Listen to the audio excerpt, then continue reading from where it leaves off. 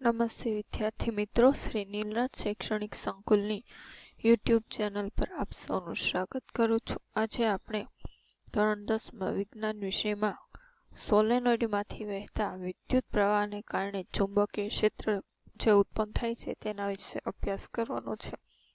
આ વર્ષ માટે આ કોર્સમાં છે નહીં, પણ તોય આપણે સમજી લઈએ. આગળનું લૂપવાળું પણ હતું નહીં કે અલગ કરેલા તાંબાના આ શું છે? સોલેનોઇડ એટલે આમ પૂંછડા સ્વરૂપે વાહકને વીંટાળેલ હોય એને સોલેનોઇડ કહેવાય. જો કોને કહેવાય તો કે અલગ કરેલા તાંબાના તારના અત્યંત નજીક વીંટળાયેલા વર્તુળાકાર આંટા વડે બનતા નળાકારને શું કહેવામાં આવે છે? સોલેનોઇડ. જો આ સોલેનોઇડ છે, આમાં નળાકાર જેવું આવ્યું ને એ કે વિદ્યુત પ્રવાહ ધારિત સોલેનોઇડના કારણે રચાતી ચુંબકીય ક્ષેત્રરેખાની ભાગ આકૃતિ 13.10 છે એમાં આપણે જોઈ શકીએ છીએ. આ શું છે તો કે ચુંબકીય ક્ષેત્રરેખા કે આ સાઈડથી આ સાઈડની હોય કે ઉત્તરથી દક્ષિણ, આમાં આ સાઈડ પણ ઉત્તરથી દક્ષિણ. એમ કીધું કે શું કે ગજિયા ચુંબકની ક્ષેત્રરેખાની ભાત સાથે આની સરખામણી કરો. શું તે એક સમાન દેખાય છે? કે હા, તે એક સમાન છે.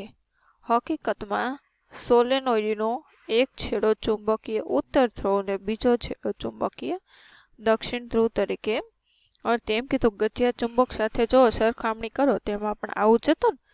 એટલે આ સોલેનોઇડ છે એ શું તો કે ગજિયા ચુંબકની જેમ જ વર્તે.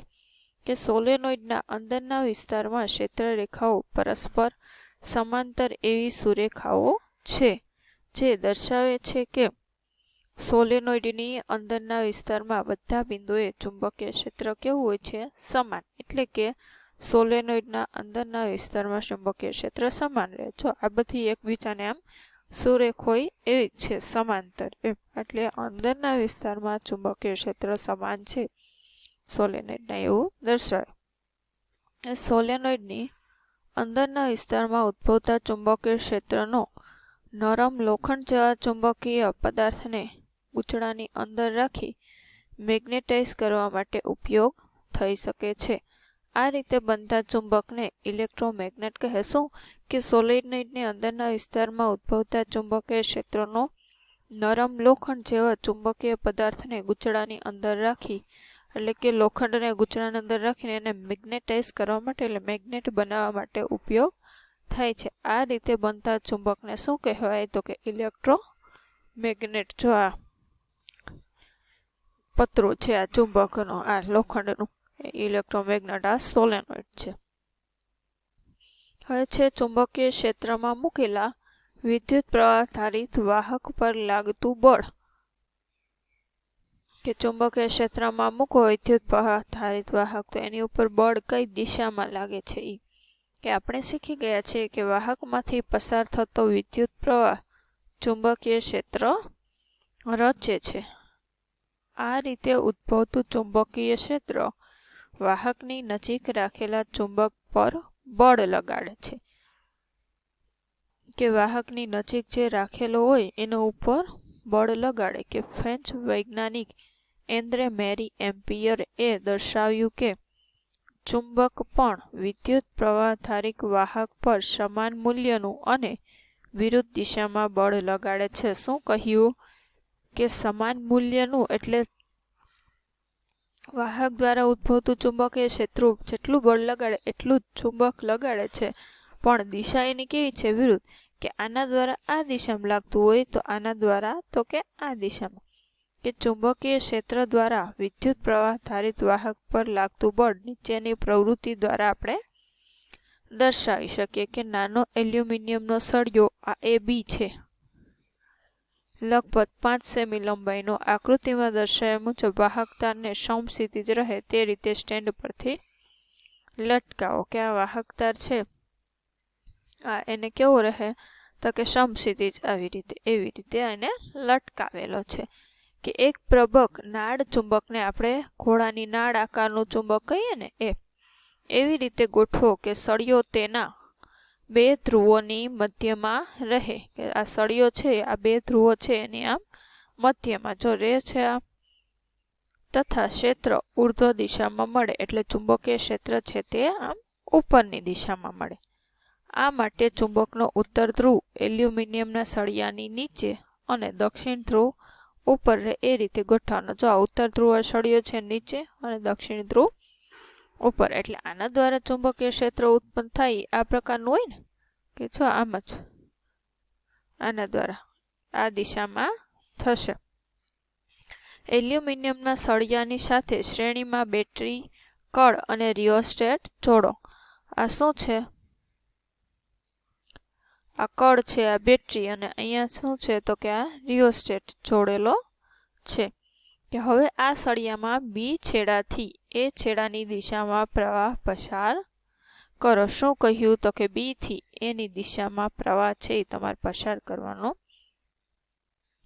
છે. એટલે અહીંયાથી આ સાઈડથી જો અહીંથી તમે જુઓ, એટલે આ બી છેડો છે, અહીંયાથી તે આમ થઈ અને આમાં થઈને આ રીતે તો કે પ્રવાહ પસાર થાય છે. તમે શું અવલોકન કરો છો તો કે સળિયો છે તે ડાબી તરફ ખસતો જણાશે અને સળિયો સ્થાનાંતર પામે છે તેમ તમે નોંધી શકતો.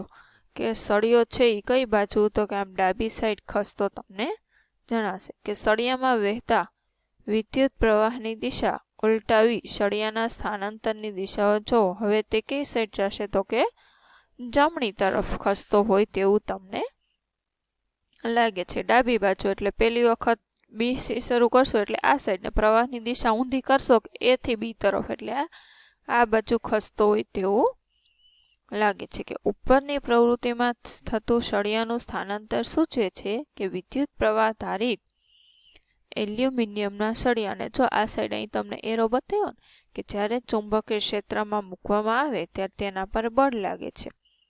તે એમ પણ સૂચવે છે કે વિદ્યુત પ્રવાહની દિશા ઉલટાવતા બળની દિશા પણ શું થઈ જાય છે? ઉલટાઈ જાય. બળ લાગે એટલે આ સાઈડ ખસે. હવે પ્રવાહની દિશા ઉલટાવશો કે એમાંથી આ સાઈડ પ્રવાહની દિશા તમે હવે કરી નાખશો, એટલે તો કે જમણી સાઈડ ખસવા મળશે. હવે ચુંબકના બંને ધ્રુવોની અદલા બદલી કરી ચુંબકીય ક્ષેત્રની દિશા શિરોલંબ નીચેની દિશામાં કરો. ફરીથી જોઈ શકાય છે કે વિદ્યુત પ્રવાહ ધારિત સળિયા પર લાગતા બળની દિશા કેવી થઈ જાય છે? ઉલટાઈ જાય છે.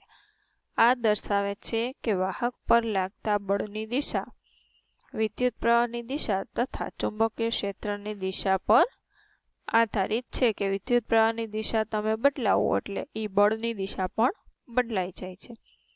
કે પ્રયોગો એવું દર્શાવે છે કે સળિયાનું સ્થાનાંતર ત્યારે મહત્તમ હોય છે જ્યારે વિદ્યુત પ્રવાહની દિશા ચુંબકીય ક્ષેત્રની દિશાને કેવી હોય છે? લંબ. કે વિદ્યુત પ્રવાહની દિશા હોય આ તો કે ચુંબકીય ક્ષેત્રની દિશાને લંબ હોય. જો આ લંબ થશે, લંબ ચુંબકીય ક્ષેત્રની દિશા ક્યારે તો કે આ સાઈડ આમ હોય,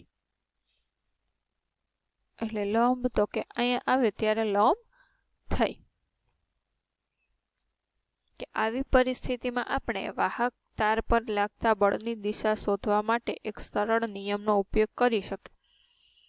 કે વાહક તારમાં બળ લાગે છે તેની દિશા શોધવા માટે. કે આપણે ધારી લીધું હતું કે પ્રવાહની દિશા અને ચુંબકીય ક્ષેત્રની દિશા પરસ્પર લંબ લીધેલ છે. કીધું તો કે આ સાઈડ પ્રવાહની દિશા હોય ને ચુંબકીય ક્ષેત્રની દિશા એ પરસ્પર લંબ છે. કે આ તમે ક્ષેત્રની દિશા છે અને આ શું છે તો કે આમાં પ્રવાહની દિશા છે. આ પરસ્પર લંબ થયું અને જણાયું કે બળ આ બંનેને લંબ દિશામાં છે અને બળ લાગે છે એ તો કે બેયને લંબ દિશામાં છે. આ સાઈડ લાગે એટલે આમ ત્રિપરિમાણમાં હોય એટલે તમે આમ દર્શાવી શકો છો.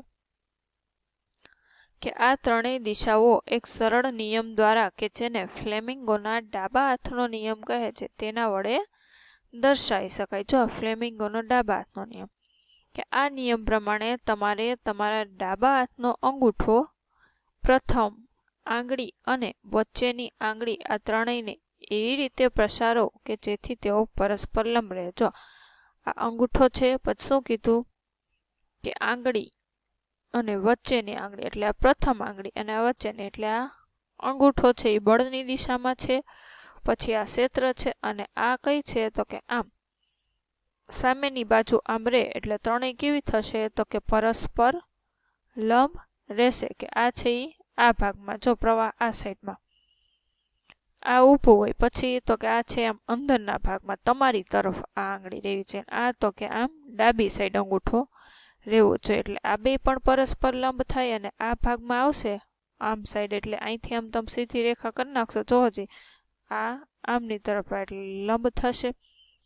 કે આંગળી, જો પ્રથમ આંગળી છે એ ચુંબકીય ક્ષેત્રની દિશામાં હોય અને બીજી આંગળી વિદ્યુત પ્રવાહની દિશામાં હોય તો અંગૂઠાની દિશા ગતિની દિશા અથવા વાહક પર લાગતા બળની દિશા દર્શાવે છે, કે આ બળ લાગે છે એ દર્શાવે છે.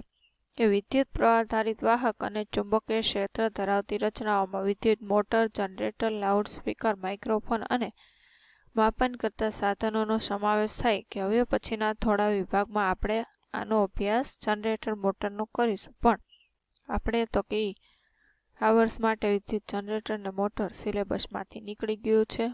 અહીંયા ચેપ્ટર આપણું પૂર્ણ કરવાનું છે. સ્વાધ્યાયના ભણાયું એમાંથી જે પ્રશ્ન આવતા હોય એ તમારે લખવાના છે. જોઈ લઈએ.